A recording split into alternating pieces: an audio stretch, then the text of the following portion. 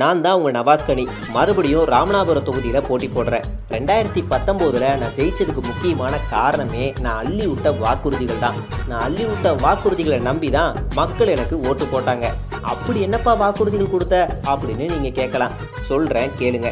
குடிநீர் பிரச்சனைக்கு நிரந்தர தீர்வு காண வழிவகை செய்வேன்னு சொன்னேன், ஆனால் செய்யலை. மருத்துவக் கல்லூரி அரசு தொழில்நுட்ப கல்லூரி அமைக்க பாடுபடுவேன்னு சொன்னேன், ஆனால் செய்யலை. மீனவர்களின் தாக்குதலை முற்றிலும் தடுத்து அவர்களின் பாதுகாப்பை உறுதி செய்வேன்னு சொன்னேன், ஆனால் செய்யலை. அது மட்டும் இல்லை, மீன் ஏற்றுமதிக்கான நிலையங்களை ஏற்படுத்துவேன்னு சொன்னேன், அதையும் செய்யவே இல்லை. நவீன மேம்படுத்தப்பட்ட மீன் தொழிற்சாலைகளை ஏற்படுத்துவேன்னு சொன்னேன், இதையாவது செஞ்சிருப்பேன்னு நீங்கள் எதிர்பார்க்கலாம். ஆனால் அது தப்பு. இதையும் நான் செய்யலை. ராமநாதபுரம் தொகுதியில் உள்ள அனைத்து சாலைகளையும் புனரமைத்து மேம்படுத்துவேன்னு சொன்னேன், அது மட்டுமா, அனைத்து பகுதிகளுக்கும் புதிய மேம்படுத்தப்பட்ட பேருந்து வசதியை ஏற்படுத்தி வழிவகை செய்வேன்னு சொன்னேன்.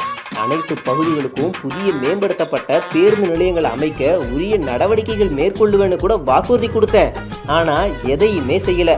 ராமேஸ்வரத்திலிருந்து சென்னைக்கு புதிய ரயில் சேவையை தொடங்க நடவடிக்கை எடுப்பேன்னு சொன்னேன், செய்யலையே. கமுதி, முதுகளத்தூர், கடலாடி, சாயல்குடி ஆகிய பகுதிகளில் புதிய ரயில் பாதை அமைத்து ரயில்களை இயக்க நடவடிக்கை எடுப்பேன்னு சொன்னேன், செய்யலையே.